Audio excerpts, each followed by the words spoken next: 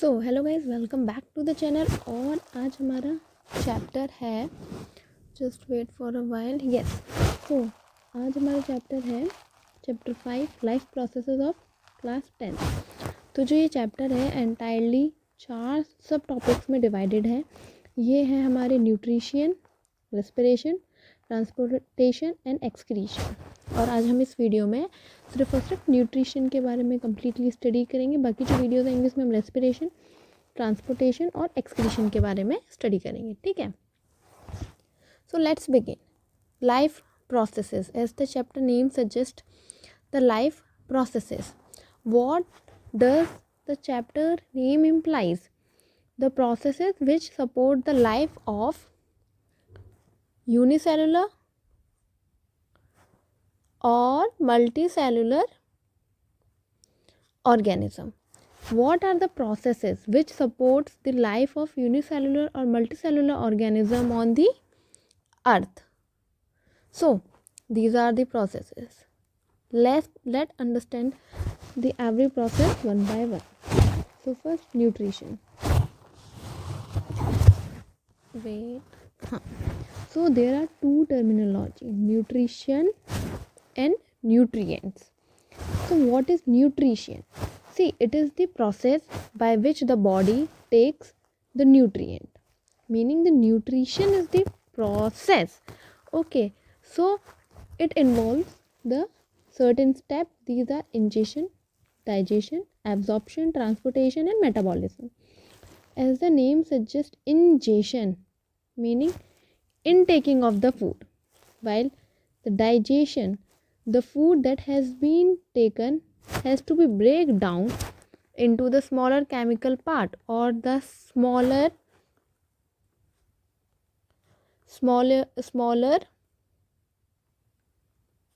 usable form. Then absorption, the food which has been break down has to be absorbed by the body. Then absorbed form has to be transported to the entire body. Then the metabolism, like in small intestine. In small intestine, villi are present. Okay, somewhat like this structure. Okay, so villi help in the absorption of the food. Then this absorbed food has to be transported to the different parts of the body. Okay, now what are nutrients? So this was all about nutrition. It is the process by which body takes food. Okay, so it involves the certain steps. These are ingestion, digestion, absorption, transportation and metabolism. Now about nutrients. What are nutrients? So nutrients are the chemical substances, okay, which are required for the body. For what? For proper function, growth, development and to repair the body. Okay, you can call the fuel or the building block nutrients. You can call nutrient as the fuel. Now the nutrients are further classified into macronutrients and the micronutrients. As the name suggests, macro meaning large or in greater quantity.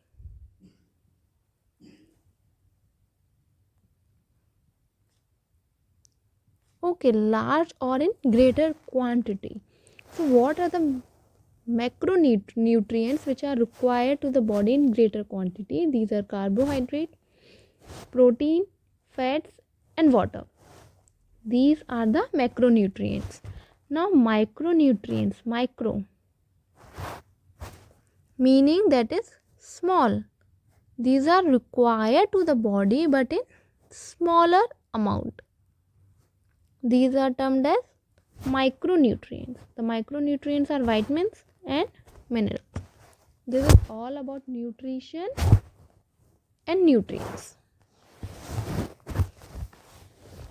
Now the nutrition is divided into two: autotrophic mode of nutrition, another is heterotrophic mode of nutrition. As the name suggests, auto meaning self, or you can say that own. ठीक है, the organism which prepare its own food from simple inorganic material like water, minerals, salts and carbon dioxide in the presence of sunlight. Okay, now and another mode of nutrition is heterotrophic nutrition, meaning the organism that depend upon another organism, or you can say they are dependent on autotrophs for their food to survive. They can't make their own food like green plants. Now the question can arise is why green plants are able to make food. See, green plants have a pigment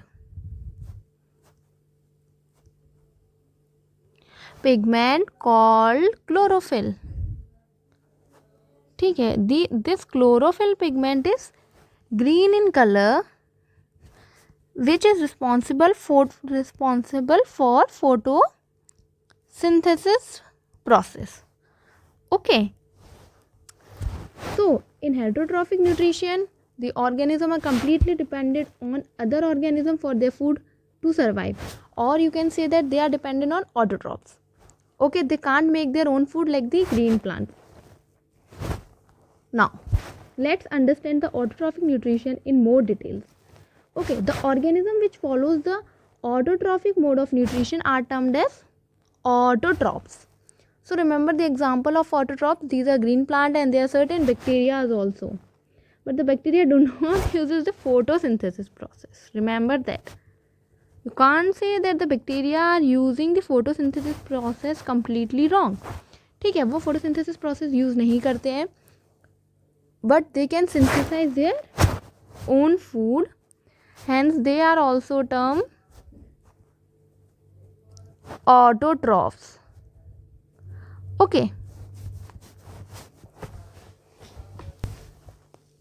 now what is the process photosynthesis? Now understand the main process which is responsible for the green plants to be autotrophs. Okay, what is the process? As the name suggests, photo related to what? Photon, or you can say that light. Synthesis, what does the term synthesis implies? Meaning something is being formed.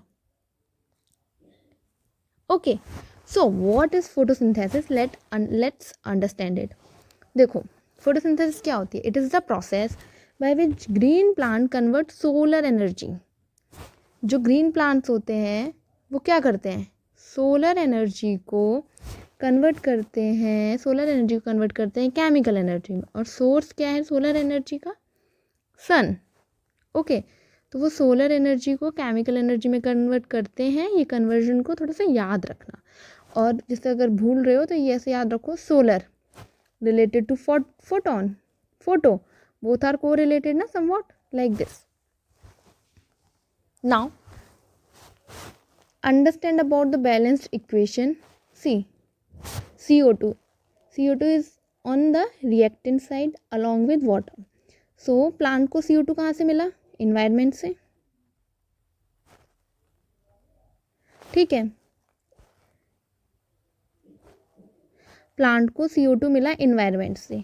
ठीक है, और H2O कहाँ से मिलेगा? Soil से, by root. Root will absorb water from the soil. ठीक है, then in the presence of sunlight and chlorophyll it will form glucose, O2 and water molecule. So अगर आपके एग्जाम में फोटोसिंथेसिस के बारे में आता है और अगर आप इतना भी लिखते हो, you will get answer, you will get what? whole number. Okay, जितना भी होगा इसमें हमें बस इतना लिखना है कि जो वो फोटोसिंथेसिस प्रोसेस है जिससे जो ग्रीन प्लांट है सोलर एनर्जी को केमिकल एनर्जी में कन्वर्ट करते हैं, और ये बैलेंस्ड इक्वेशन तो कंप्लीटली लिखना. ठीक है, अब हम और अच्छे से समझते हैं ऑटोट्रॉफिक न्यूट्रिशन को, ऑटोट्रॉफिक न्यूट्रिशन में फोटोसिंथेसिस के बारे में। See what are the essential material, raw material that are required for the process.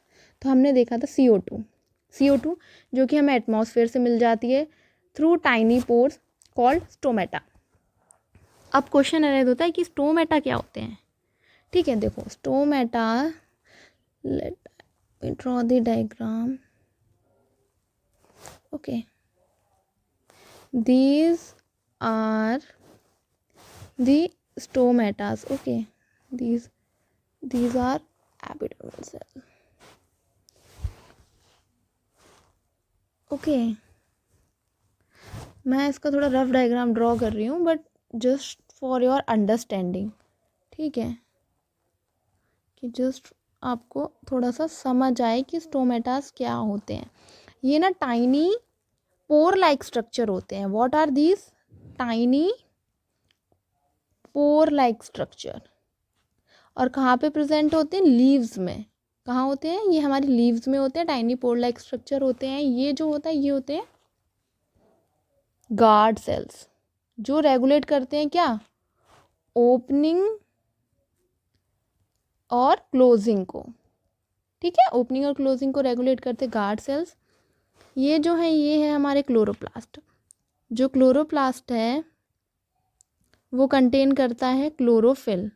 Chlorophyll क्या था? अभी हमने पढ़ा था ना, क्लोरोफिल है वो ग्रीन पिगमेंट जो रिस्पॉन्सिबल होता है लाइट एनर्जी को ट्रैप करने के लिए। ये होते हैं सब्सिडियरी सेल्स जो गार्ड सेल्स को सराउंड करते हैं। ये होते हैं epidermal cells. So this is all about the structure of stomata. Okay, ये हमारे स्टोमेटा के बारे में है। तो जो स्टोमेटा होते हैं यही रेगुलेशन करते हैं। रेगुलेट क्या करते हैं? ये गैसियस एक्सचेंज में हेल्प करते हैं। ठीक है, ये हमारे गैसियस एक्सचेंज में।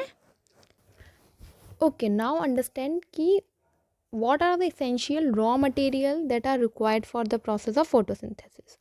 तो जैसे कि हमने पढ़ा था, पहला हमारा कार्बन डाइऑक्साइड, वाटर, और जैसे कि हम डिस्कस कर चुके हैं जो कार्बन डाइऑक्साइड है वो हमें हमारे एटमॉस्फेयर से मिल जाती है।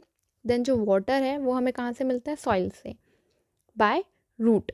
ठीक है, तो जो वाटर है वो रूट से हमें मिलता है। ठीक है, यहाँ पे एक टर्म दिया गया है जाइलम। तो देखो जाइलम के बारे में हम थोड़ा समझते हैं, जाइलम क्या है। जो जाइलम है ये एक ट्रांसपोर्टिंग टिश्यू है। ओके, और ये हेल्प करता है कंडक्शन ऑफ वाटर मॉलिक्यूल। ठीक है, जो वाटर और ये जो होता है ये यूनी डायरेक्शनल होता है।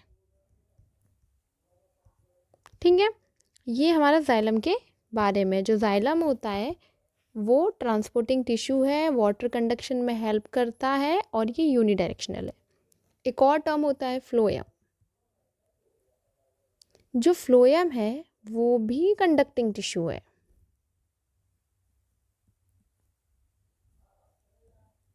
But instead of water it help in the conduction of food, और ये मल्टी डायरेक्शनल है।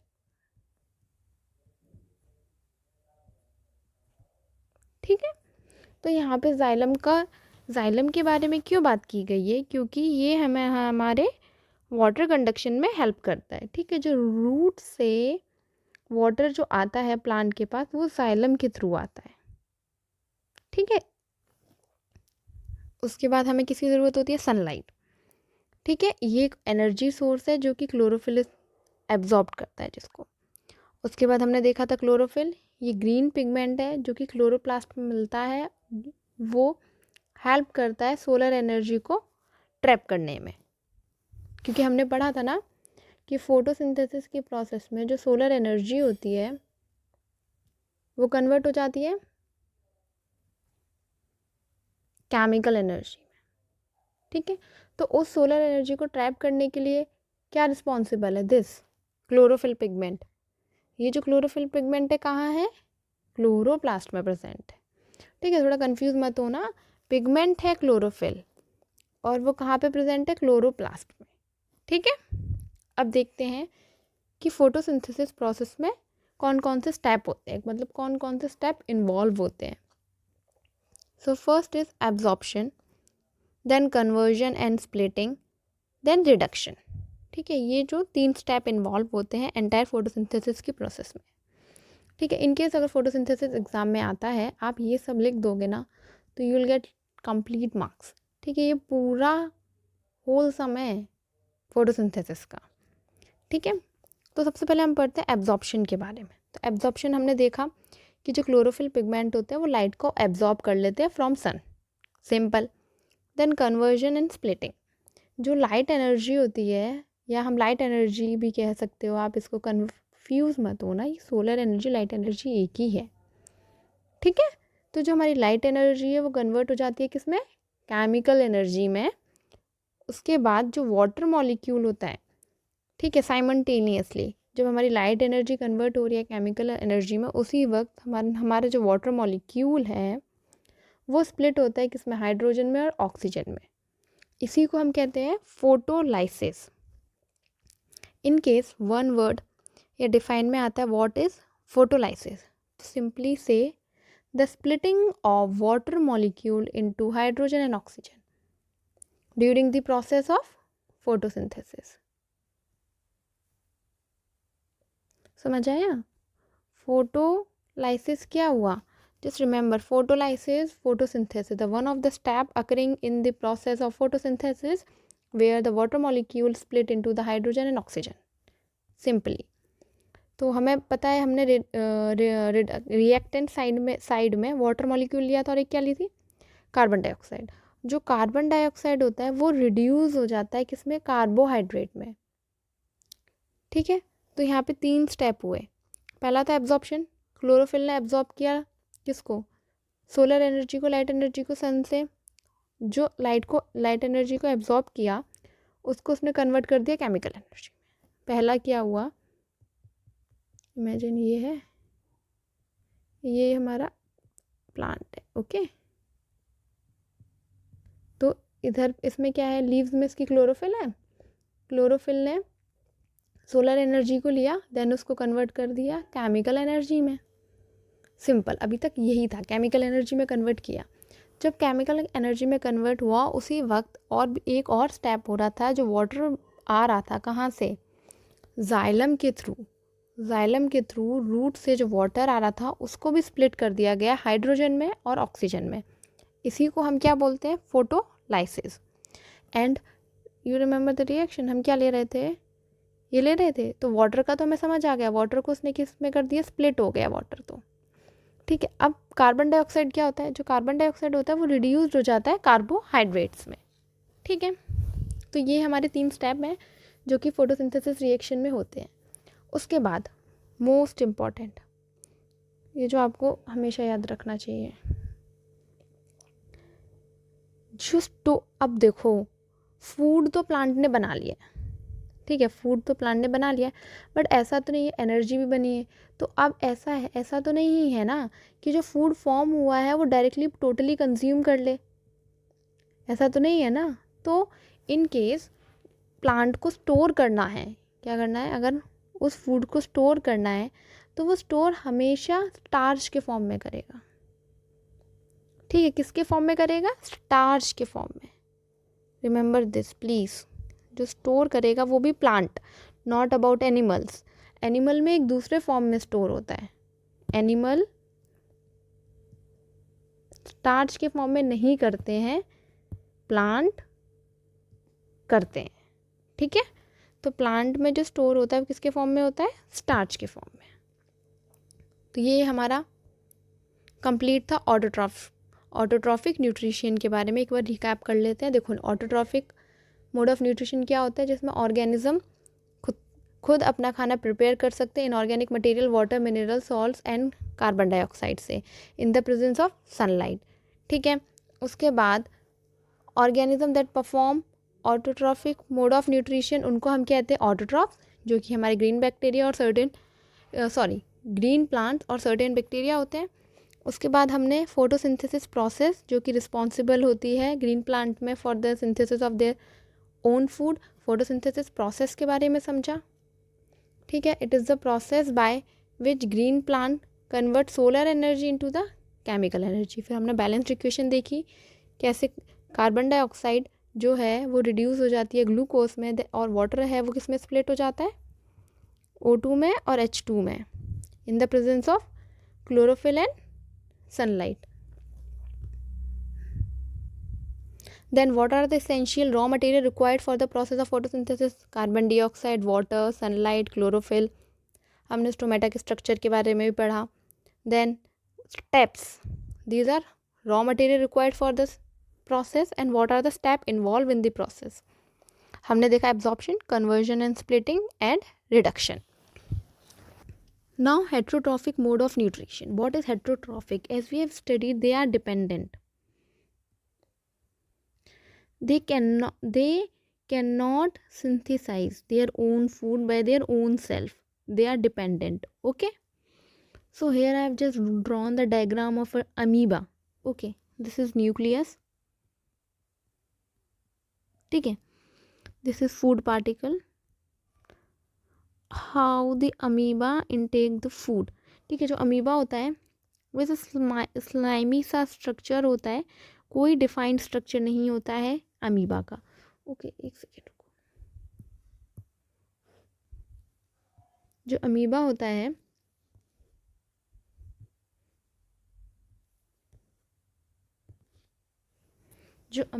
है इसका कोई भी डिफाइंड स्ट्रक्चर नहीं होता है। तो देखो हम लेबलिंग कर लेते हैं, ये है न्यूक्लियस, जस्ट फाइल।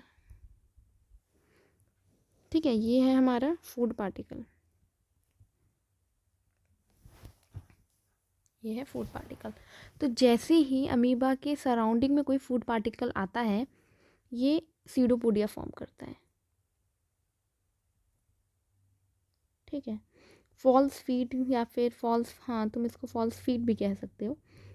किसके, ये जो फूड पार्टिकल है ना, इसके सराउंडिंग में ही फॉर्म करता है। उसके बाद ये फॉर्म करता है फूड वैक्यूल को। ठीक है, देखो इसमें इसने जो फूड पार्टिकल था उसको कम्प्लीटली सीडोपोडिया से सराउंड कर लिया है ना, तो ये जो फॉर्म हुआ है, ये क्या फॉर्म हुआ है, फूड वैक्यूल। ठीक है, इसकी वजह से जो भी फूड पार्टिकल है वो हमारे जो अमीबा के अंदर आ जाता है। ठीक है, इसका यहाँ पे क्या होगा, एब्जॉर्प्शन वगैरह सारी प्रोसेस अकर होंगी। उसके बाद ये जो भी वेस्ट होगा वो उसको मूव आउट कर देगा फ्रॉम द अमीबा। ठीक है, तो ये तो मोड हो गया कैसे अमीबा करता है, इनटेक करता है। ठीक है, फूड का। उसके बाद हम देखते हैं different types of heterotrophic mode of nutrition. तो सबसे पहले हमने देखा होलोजोइक न्यूट्रिशन के बारे में। ठीक है, होलोजोइक न्यूट्रिशन के बारे में, होलोजोइक न्यूट्रिशन क्या होता है। तो होलोजोइक मोड ऑफ न्यूट्रिशन में क्या होता है, जो भी कॉम्प्लेक्स जो ऑर्गेनिज्म होते हैं वो कॉम्प्लेक्स फूड को इनटेक करते हैं इन इट्स बॉडी, उसके बाद ब्रेक डाउन करते हैं जो कॉम्प्लेक्स मटेरियल होता है उसको सिंपलर में। देखो होलोजोइक में क्या हुआ, जो कॉम्प्लेक्स है उसको ब्रेक डाउन करके सिंपलर में किया, देन उसको एब्जॉर्ब करा बॉडी ने। इनटेक वो किसका कर रही है, कॉम्प्लेक्स का, कॉम्प्लेक्स सॉलिड फूड का इनटेक कर रही है, उसको बाय द डाइजेशन या by the help of certain enzyme वो उसको सिंपलर फॉर्म में कन्वर्ट कर रही है, उसके बाद उसको एब्जॉर्ब हो रहा है उसमें। तो ये जो पूरी प्रोसेस है होलोजोइक न्यूट्रिशन में आती है। जो होलोजोइक न्यूट्रिशन होता है ये इन्वॉल्व करता है 5 steps, ingestion, digestion, absorption, assimilation और इजेशन। ठीक है, intake, then break down, then absorption of that food, assimilation, then egestion mean removal, egestion means removal, assimilation means transportation you can say. ठीक है, तो होलोजोइक में example humans, dog, lions and even unicellular organism like amoeba. Okay, now saprophytic nutrition, meaning the organism which feed on dead and decaying organic matter.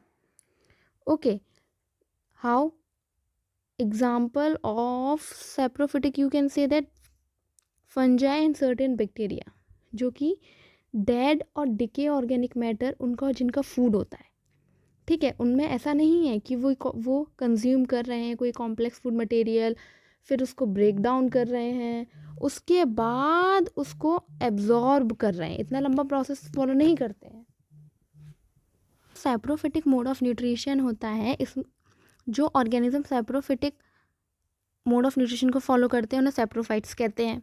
और उनका source of food क्या होता है, dead and decaying organic matter पे वो feed करते हैं. अब वो कैसे करते हैं, कैसे फूड लेते हैं, तो उसमें हम उस प्रोसेस को समझते हैं. क्या, वो सब कुछ डाइजेस्टिव एंजाइम को सीक्रिएट्स करते हैं बॉडी के बाहर, ठीक है, किस पर, जो भी वो डेड एंड डिकेइंग मैटर है उस पर सीक्रिएट करेंगे, उसको ब्रेक डाउन करेंगे इनटू लिक्विड फॉर्म, उसके बाद उस लिक्विड फॉर्म को एब्जॉर्ब करेंगे, ठीक है. जैसे फंजाई है, वो किसी भी डेड एंड डिकेइंग पे ग्रो करेगी, ठीक है, उसके बाद वो क्या करेगी, सर्टेन डाइजेस्टिव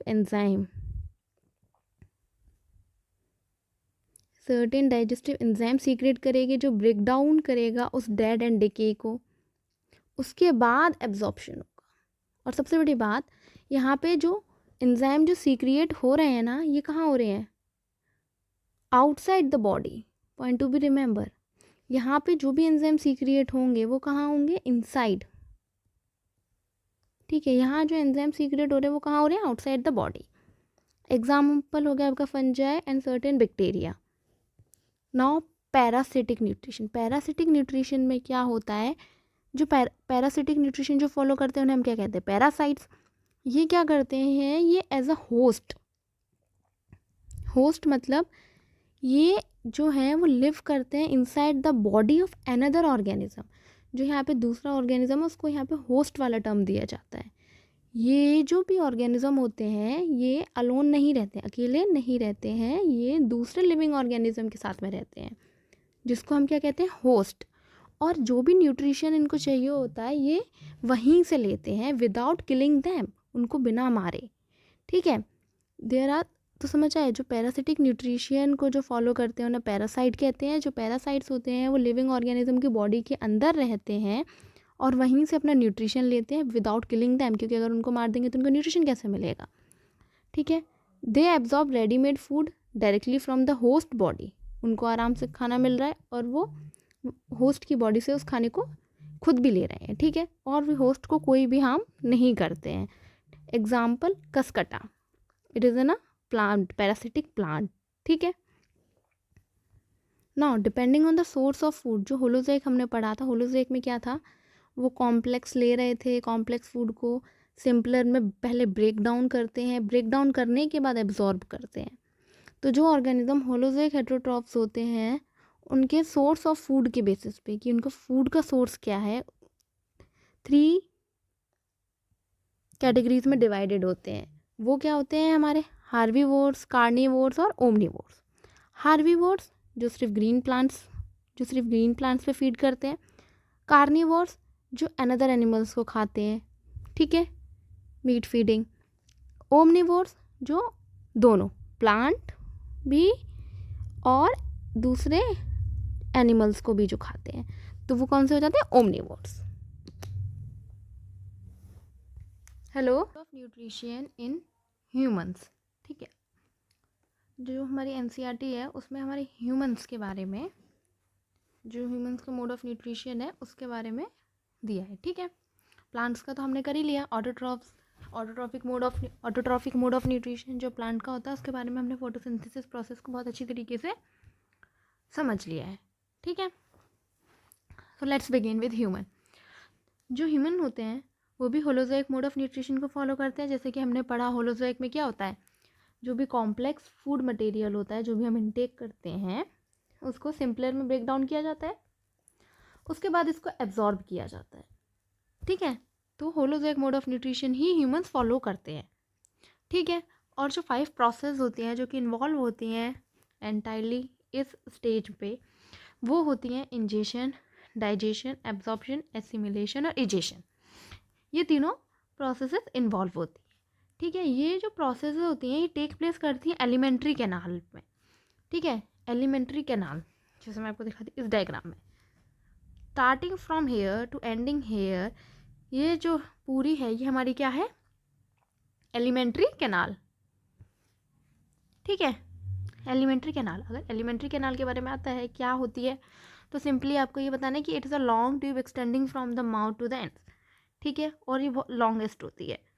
ठीक है, उसके बाद हम इसके धीरे धीरे स्टेप्स में चलते हैं कैसे क्या होता है। हो व्हाट इज हैपनिंग, या सॉरी फॉर दैट। ओके, सबसे पहले जो प्रोसेस इनिशिएट होती है वो कहाँ होती है, हमारी माउथ में। ठीक है, माउथ में क्या क्या होता है, टीथ होता है, सलाइवा होता है और टंग होता है। Let's break down it. Okay, तो माउथ में हमारी इंजेशन प्रोसेस होती है और इनिशियल डाइजेशन की जो प्रोसेस होती है, इनिशियल डाइजेशन टर्म्स को समझिएगा। जो इनिशियल डाइजेशन की जो प्रोसेस होती है वो माउथ में बिगिन हो जाती है। अब आप सोचेंगे डाइजेशन वो तो हमारे स्टमक में होता है, वो तो हमारे स्टमक में होता है ना, नहीं, यहाँ पे क्या बोला गया, इनिशियल डाइजेशन की जो प्रोसेस होती है वो यहाँ पर स्टार्ट हो जाती है माउथ में। ठीक है, तो टीथ का क्या रोल होता है, जो टीथ होते हैं ये फिजिकली ब्रेक डाउन करते हैं जो भी हमारा फूड पार्टिकल होता है उसको स्मॉलर पार्टिकल्स में। ठीक है, उसके बाद जो सलाइवा होता है, सलाइवा कैसे बनता है, जो सलाइवा होता है वो सीक्रिएट होता है बाय सलाइवरी ग्लैंड्स। जो हमारे माउथ में सलाइवरी ग्लैंड्स होते हैं वो क्या करते हैं, सलाइवा फॉर्म करते हैं। ठीक है, अब जो ये सलाइवा फॉर्म होता है ना, इसके अंदर एक एंजाइम होता है जिसको हम कहते हैं सलाइवरी अमाइलेज। अब सलाइवरी अमाइलेज का क्या रोल होता है, ये क्या करता है, जो भी स्टार्च होता है फूड में उसको शुगर में ब्रेक डाउन करता है। ठीक है, जो भी व्हाट इज दिस, ठीक है, जो भी आपके फूड में स्टार्च होगा वो सलाइवरी अमाइलेज एंजाइम उसको शुगर में ब्रेक डाउन कर देगा। ये जो एंजाइम हैं इनका रोल क्या है, कहाँ कैसे फॉर्म होते हैं और कहाँ होते हैं, ये सब आपको पता होना चाहिए। ठीक है, जैसे कि हमने पढ़ा जो सलाइवरी अमाइलेज होता है सलाइवा में होता है, सलाइवा जो है वो सलाइवरी ग्लैंड सीक्रिएट करता है, और जो सलाइवरी अमाइलेज जो हमारा एंजाइम होता है वो स्टार्च को शुगर में कन्वर्ट कर देता है। ठीक है, नेक्स्ट टंग। टंग का क्या रोल होता है, ये क्या करते हैं, मिक्स करती है फूड को with saliva and pushes it down as a soft mass. ठीक है, नेक्स्ट ईसोफेगस। नो, ईसोफेगस जो हमारा जो ये फूड पाइप है ये, ठीक है, इसको हम क्या बोलते हैं, ईसोफेगस। ईसोफेगस में ना डाइजेशन नहीं होता है। ठीक है, इनिशियल डाइजेशन आपका कहाँ शुरू हो गया था, माउथ में। ठीक है, ईसोफेगस में डाइजेशन नहीं होता है। यहाँ पे जो एक वर्ड आप यहाँ पे याद रखना ईसोफेगस से रिलेटेड जो मोस्ट इंपॉर्टेंट है, जो 1 मार्क में आ सकता है, वो होता है पेरिस्टाल्टिक मूवमेंट। क्या होता है, देखो ईसोफेगस ऐसा नहीं होता है जैसा हम फोटो में देखते हैं, इमेजेस में देखते हैं, नहीं, वहाँ पे ना पेरिस्टाल्टिक मूवमेंट होता है, something like this, something this, जिसकी वजह से फूड पे क्या पड़ता है, प्रेशर पड़ता है और वो आगे की तरफ मूव होता है। इसी मूवमेंट को हम क्या बोलते हैं, पेरिस्टाल्टिक मूवमेंट, जो कहाँ होता है, हमारे ईसोफेगस में होता है। तो थोड़ा इस वाले वर्ड को ध्यान दीजिएगा। ठीक है, पेरिस्टाल्टिक मूवमेंट क्या होता है, rhythmic contraction and relaxation, okay, to push the food down into the stomach. ठीक है, अब जो हमारा फूड है वो कहाँ आ गया, स्टमक में, माउथ में हुआ। ठीक है, माउथ में कौन कौन सी चीज़ों के बारे में हमने पढ़ा, टीथ, देन टंग। ठीक है, teeth, tongue and about saliva. ठीक है, टीथ, सलाइवा और टंग, ये हमारा जहाँ पे इनिशियल डाइजेशन हमारा स्टार्ट हो गया था माउथ में। देन ईसोफेगस में हमने पेरिस्टाल्टिक मूवमेंट के बारे में पढ़ा, ये कि जो कि रिदमिक कॉन्ट्रैक्शन एंड रिलैक्सेशन होता है to push the food down into the stomach. Now about stomach. ठीक है, हेयर इट इज स्टमक, ये जो है ना, not this, this is our stomach. ठीक है, तो जो स्टमक होता है ये कंटेन करता है गैस्ट्रिक ग्लैंड। हमने अभी क्या पढ़ा था, सलाइवरी ग्लैंड के बारे में पढ़ा था ना, जो सलाइवरी ग्लैंड होते हैं वो क्या करते हैं, सलाइवा फॉर्म करते हैं उसके अंदर क्या होता है, सलाइवरी अमाइलेस होता है। अमाइलेस का क्या काम होता है, स्टार्च को शुगर में कन्वर्ट करना। बस आपको इतना सा ही याद रखना है माउथ से रिलेटेड, जो भी एंजाइम कैसे फॉर्म होता है, कहाँ होता है, कैसे क्या होता है, बस इतना, ठीक है। स्टमक में आए तो स्टमक में हमारे गैस्ट्रिक ग्लैंड होते हैं, गैस्ट्रिक रिलेटेड टू स्टमक। दवाइयाँ दवाइयाँ वगैरह देखिए स्टमक वाली, उस पर हमेशा गैस्ट्रिक लिखा होता है, रिलेटेड टू स्टमक, ठीक है। तो जो हमारा स्टमक होता है वो कंटेन करता है गैस्ट्रिक ग्लैंड। अब गैस्ट्रिक ग्लैंड है तो वो क्या सीक्रेट करता है, गैस्ट्रिक जूसेस, ठीक है। अब गैस्ट्रिक जूसेस में क्या क्या आता है, HCl, हाइड्रोक्लोरिक एसिड, ठीक है। अब hydrochloric acid gastric gland form करता है तो इसका क्या रोल होता है, ठीक है। तो जो HCl होता है ये एक एसिडिक मीडियम क्रिएट करता है। फर्स्ट ऑफ ऑल एक काम इसका ये क्या, पहला काम क्या होता है, एक एसिडिक मीडियम क्रिएट करना। एसिडिक मीडियम क्यों करना है, क्योंकि एक एंजाइम होता है स्टमक में, पैप्सिन, पैप्सिन है एंजाइम है। और जो एंजाइम होते हैं वो हमेशा ही बहुत, जो भी एंजाइम होते हैं ना बहुत ज़्यादा स्पेसिफिक होते हैं। किसको लेके, पीएच को लेके, टेम्परेचर को लेके, हर चीज़ को लेके बहुत स्पेसिफिक होते हैं। तो इस एंजाइम को एक्टिवेट करने के लिए क्या चाहिए होता है, हमें एसिडिक मीडियम चाहिए होता है।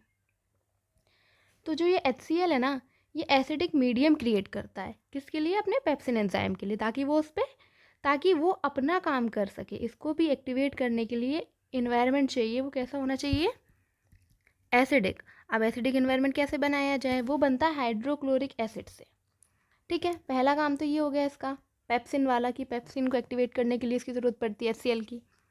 Secondly to kills bacteria, second function HCl का क्या होता है, ये पहला हो गया, ये दूसरा। सेकेंड फंक्शन होता है इसका बैक्टीरिया को किल करने के लिए। हमारे फूड के साथ में जब हमने फूड का इंटेक किया तो उसके साथ में अगर कोई बैक्टीरिया आया है, ठीक है, बैक्टीरिया जो भी आए हैं उनको किल करने के लिए HCl होता है, ठीक है। तो आपको दो फंक्शन समझ में आ गए HCl के। सेकेंडली पेप्सिन, जिसको क्या चाहिए होता है, एसिडिक मीडियम चाहिए होता है एक्टिवेट होने के लिए। अब ये क्यों एक्टिव हो रहा है, इसका भी कुछ काम होगा। तो ये क्या करता है, pepsin, remember like from P, ये करता है प्रोटीन के ब्रेकडाउन को हेल्प करता है। जो आपके फूड में जो प्रोटीन है ना, उसके ब्रेकडाउन में ये जो एंजाइम है ना, जो स्टमक में रिलीज होता है, पेप्सिन, ये वर्क करता है, ठीक है। अब देखो, अब स्टमक है, ठीक है, उसमें HCl भी सीक्रिएट हो रहा है, पेप्सिन भी सीक्रिएट हो रहा है, ठीक है। अब कितना, और ऊपर से एसिडिक इन्वायरमेंट कितना क्रिएट हो रहा है स्टमक में। तो स्टमक तो एक डेलिकेट पार्ट है ना, तो उसको भी तो प्रोटेक्ट करना है। तो यहाँ पे क्या होती है, म्यूकस, ठीक है। जो म्यूकस होता है ना, ये प्रोटेक्ट करता है inner lining of the stomach, ठीक है। इंटरनली क्या करता है, स्टमक को प्रोटेक्ट करता है, किसके, HCl के एक्शन से, ठीक है। तो हमने स्टमक में क्या पढ़ा, कि स्टमक में क्या होते हैं, गैस्ट्रिक ग्लैंड होते हैं जो कि गैस्ट्रिक जूस बनाते हैं, ठीक है। अब कौन कौन से गैस्ट्रिक जूसेस बनते हैं, एक बनता है गैस्ट्रिक ग्लैंड से सीक्रेट होता है HCl, और एक बनता है पेप्सिन। HCl के दो काम होते हैं, एसिडिक इन्वायरमेंट बनाना या एसिडिक मीडियम बनाना पेप्सिन के लिए, और सेकंड काम होता है HCl का बैक्टीरिया को किल करने के लिए। ये दो काम आपके HCl के हो गए। अब पेप्सिन, जिसको एसिडिक मीडियम चाहिए था, उसका क्या काम है, वो ब्रेक डाउन करता है प्रोटीन को। जो भी आपके फूड में प्रोटीन है उसको ब्रेक डाउन, यहाँ उस प्रोटीन का ब्रेक डाउन स्टमक में शुरू हो जाता है, ठीक है। स्टमक में जो भी आपके फूड का में प्रोटीन है उस स्टमक में शुरू हो जाता है पेप्सिन एंजाइम के थ्रू। अब HCl पेप्सिन कितना ज़्यादा हार्श इन्वायरमेंट क्रिएट कर रहा है हमारे स्टमक में। तो जो म्यूकस होता है वो प्रोटेक्ट करता है स्टमक को। जो आपके स्टमक की इनर लाइनिंग है, इनर लेयर है, उसको प्रोटेक्शन का काम में क्या करता है, म्यूकस, ओके। ना अभी क्या था, माउथ से ईसोफेगस में आए, देन हम कहाँ आ गए, स्टमक में। अब स्टमक से हम जाएंगे स्मॉल इंटेस्टाइन में। ठीक है, हमने माउथ में देख लिया सलाइवरी अमाइलेज मिला था हमें, यहाँ पे एंजाइम, यहाँ पे हमें पेप्सिन और HCl मिले अलॉन्ग विद म्यूकस मिले। अब स्मॉल इंटेस्टाइन के बारे में जाते हैं, स्मॉल इंटेस्टाइन में कौन कौन से एंजाइम होते हैं। ठीक है, सो जो स्मॉल इंटेस्टाइन होती है यहाँ पे हमारा एब्जॉर्प्शन और एसिमिलेशन होता है। एब्जॉर्प्शन होगा, ठीक है, उसके बाद एब्जॉर्प्शन होने के बाद जो भी है उसका ट्रांसपोर्टेशन होगा। हमें डिफरेंट बॉडी पार्ट्स में भी तो उसको ले जाना है ना। एब्जॉर्प्शन तो हम आपका हो गया स्मॉल इंटेस्टाइन में, जैसे स्मॉल इंटेस्टाइन में एब्जॉर्प्शन हो गया, बट उसको डिफरेंट बॉडी पार्ट में ट्रांसपोर्ट भी तो करना है ना।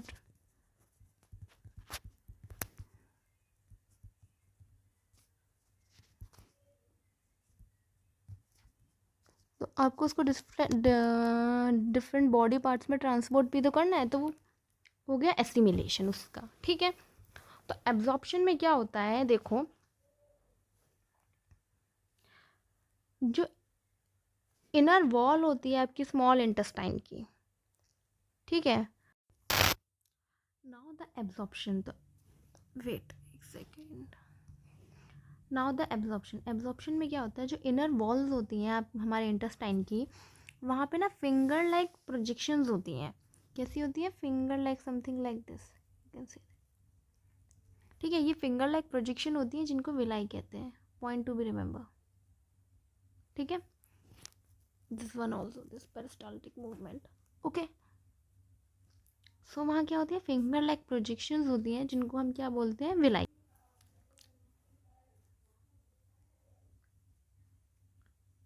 देखो एब्जॉर्प्शन में क्या होता है, जो इनर वॉल होती है स्मॉल इंटेस्टाइन की, वहाँ पे फिंगर लाइक प्रोजेक्शंस होती हैं जिन्हें विलाई कहते हैं, like this. Okay, these are called the finger like projection villi, point to be remember. ठीक है, तो जो विलाई का क्या काम होता है, remember it, remember this also, this one also. Okay, this conversion, about related to conversion, role of pepsin. ठीक है, तो विलाई क्या करता है, ये कहता है सरफेस एरिया को इंक्रीज कर देता है, क्योंकि हमने देखा जो एब्जॉर्प्शन होता है ना वो हमारा स्मॉल इंटेस्टाइन में होता है। ठीक है, तो स्मॉल इंटेस्टाइन में सरफेस एरिया को इंक्रीज करने के लिए विलाई होता है। ठीक है, सरफेस एरिया को इंक्रीज करने के लिए विलाई होता है for rapid absorption of digested food into the blood, absorption of digested food into the blood. Next assimilation, ये दोनों जो स्टेप होते हैं ना स्मॉल इंटेस्टाइन में होते हैं। एसिमिलेशन में क्या होता है, जो ब्लड होता है वो कैरी करता है एब्जॉर्ब न्यूट्रिएंट को to every cell in the body. As I have told you earlier, absorption तो हो गया, एसिमिलेट भी तो करना है, वो भी तो एक इम्पॉर्टेंट पार्ट है। तो जो ब्लड होता है वो कैरी करता है एब्जॉर्ब न्यूट्रिएंट को to every cell in the body. ठीक है, where they are used to obtain energy, build new tissues, repair mechanism and for other processes। ठीक है, अब जो इंटेस्टाइन होता है ना, यहाँ पे रोल होता है दो एसेसरी ऑर्गन्स का।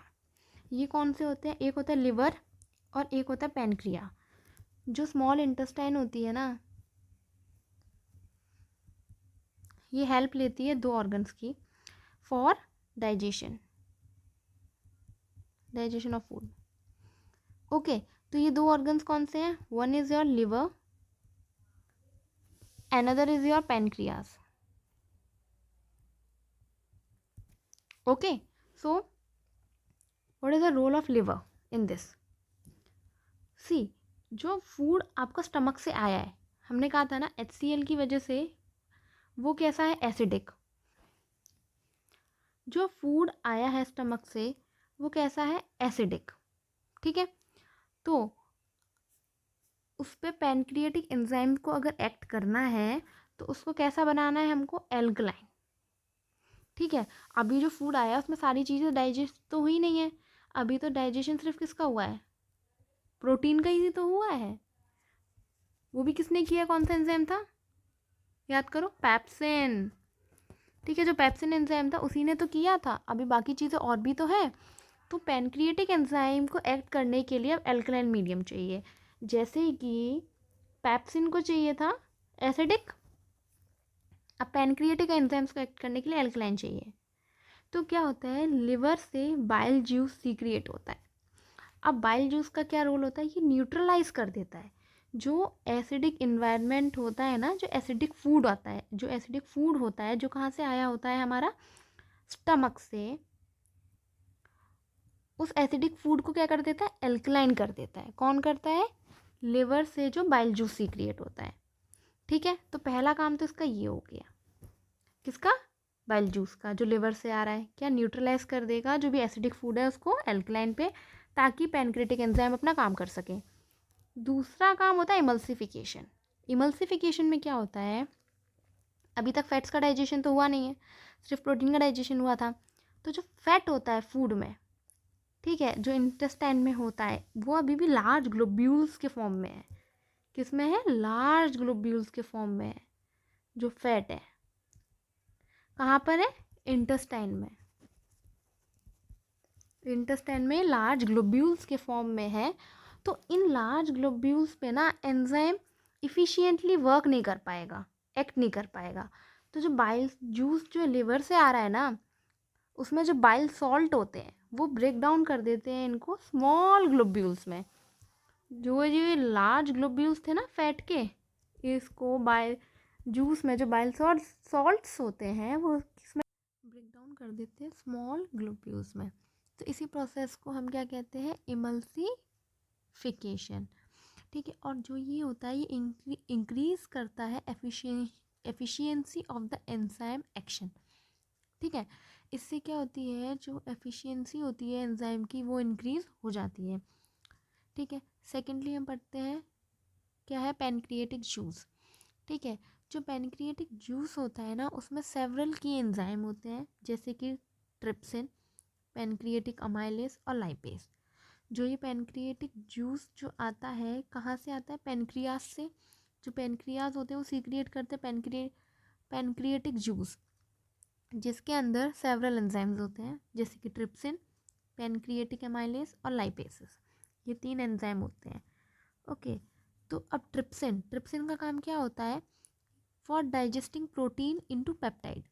ठीक है, जो ट्रिप्सिन होता है वो प्रोटीन को पेप्टाइड्स में कन्वर्ट कर देता है।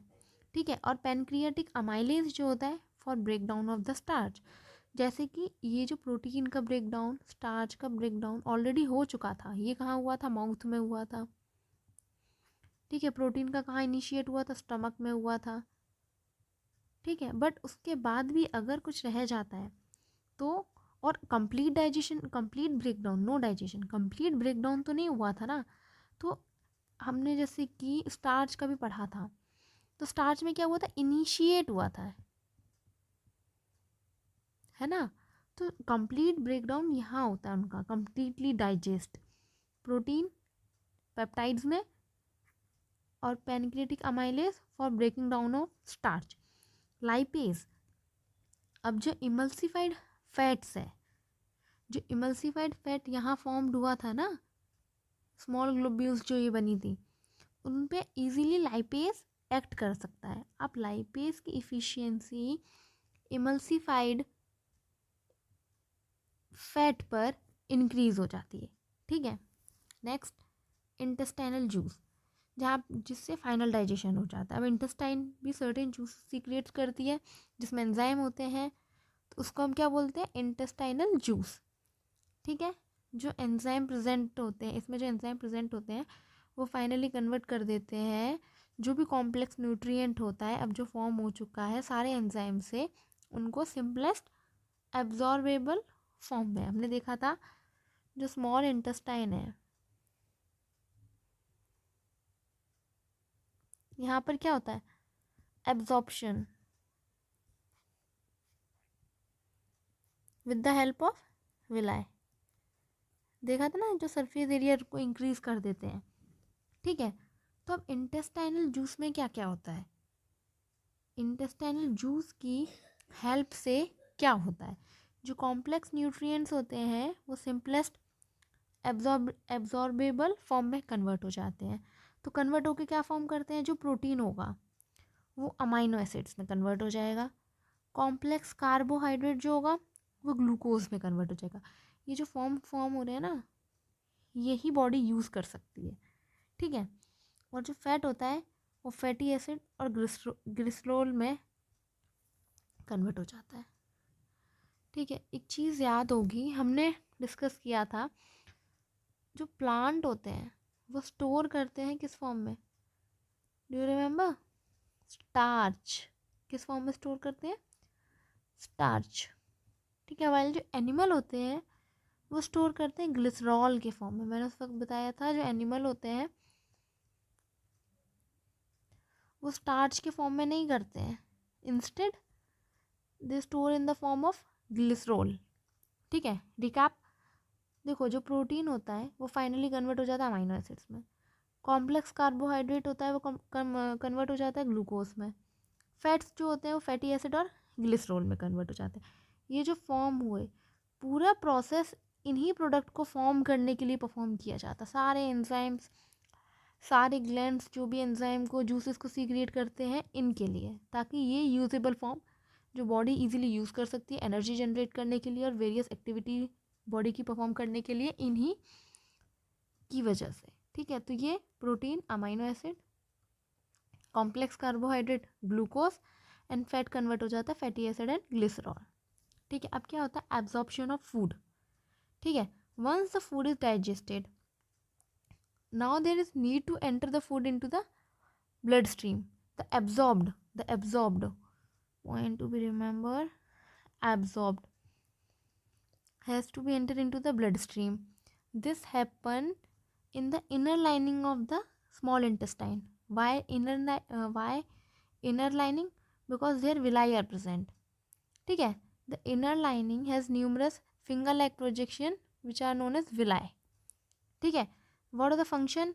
They increase the surface area for rapid absorption of the food, and these villi are richly supplied with blood vessels, okay. They are richly supplied with blood vessels which take the absorbed food to each and every cell of the body. These blood vessels help in the transportation of this food to each and every part of the body. Now the last, large intestine and digestion. The remaining unabsorbed food enter the large intestine. Remaining unabsorbed, as the absorption occur in small intestine. So unabsorbed food enter into the large intestine. It will absorb excess water from its material, and the main absorption of water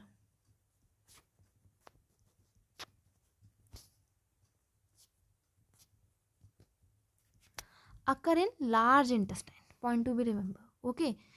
It's the wall of large intestine absorb excess water, okay. Now the remaining formed solid waste is stored in the rectum and eventually moved from the body through the anus, ठीक है। मतलब यहाँ पे small intestine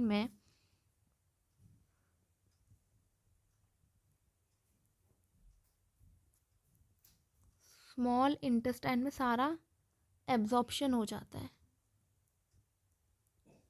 ठीक है। सारी absorption की process कहाँ पे? स्मॉल इंटेस्टाइन में हो जाती है। उसके बाद जो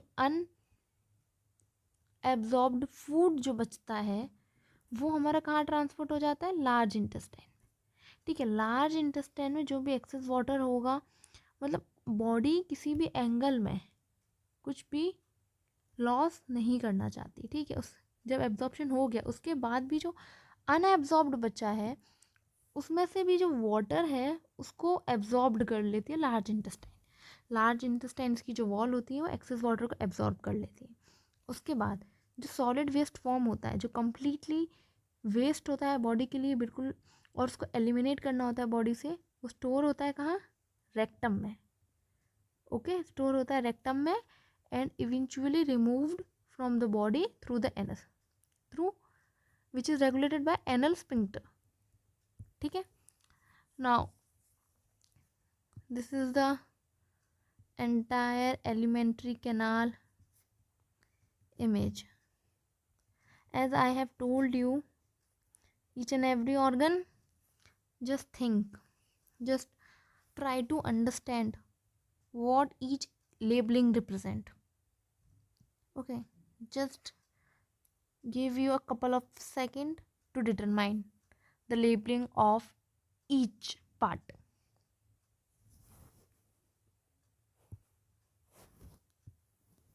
Okay, let's see. What is this? Yeah. What is this? It is mouth. Okay. Next. What is this? Here it is tongue. Okay. Next. What is it this? It is esophagus. यहाँ पे हमने क्या पढ़ा था? Peristaltic movement. Remember? Peristaltic movement पढ़ा था यहाँ पे. यहाँ पे हमने क्या पढ़ा था? माउथ में क्या था? Salivary gland. क्या सीक्रेट कर रहा था वो? Salivary amylase. क्या रोल था? स्टार्च को ब्रेक डाउन करना. ठीक है. Next. What is this? Yes, it is stomach. यहाँ पे ये जो है ये स्टमक है. दो एंजाइम, दो गैस्ट्रिक जूसेस थे. One HCl, another is pepsin. ठीक है. Next. Liver. it helps the small intestine by secreting bile juice. Okay. Next. Pancreas help small intestine by secreting pancreatic juice.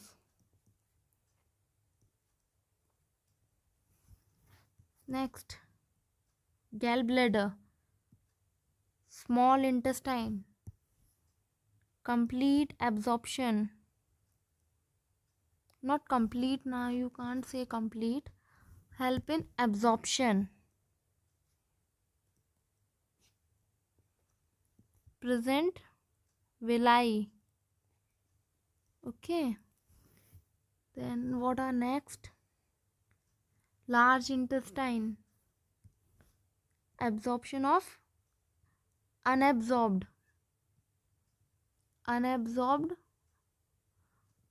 food by absorbing excess water. उसमें से जो excess water होता है उसका absorption होता है large intestine में. ठीक है. नेक्स्ट. उसके बाद क्या थे? Rectum and anus. जो स्टोरेज हो रही थी, जो सॉलिड वेस्ट था वो स्टोर कहाँ हो रहा था? रेक्टम में. और रिमूव्ड हो रहा था बॉडी से थ्रू एनस. और ये जो था ये रेगुलेटेड किससे हो रहा था? एनल स्पिंक्टर से. ठीक है. And the last is your appendix. So prepare this diagram for your exam. In case अगर डाइजेशन वाला आता है क्वेश्चन तो ये ड्रॉ करना इज कंपल्सरी. ठीक है.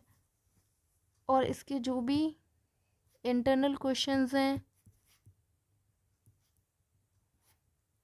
internal and exercise question and all PYQs. If you want, join Telegram channel. Okay. And बाकी अभी हमारा respiration,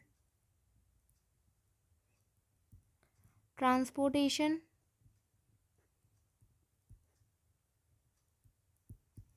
and excretion is still left, that we'll discuss in next video. Thank you for watching.